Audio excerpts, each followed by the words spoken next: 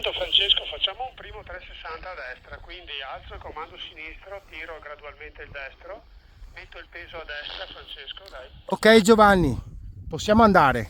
Su bene, molla le A, un po' di freno, vai, corri. Corri deciso, di più.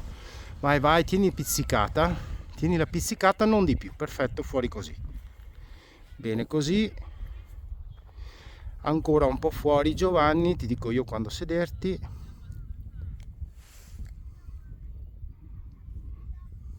Ok, sediti pure.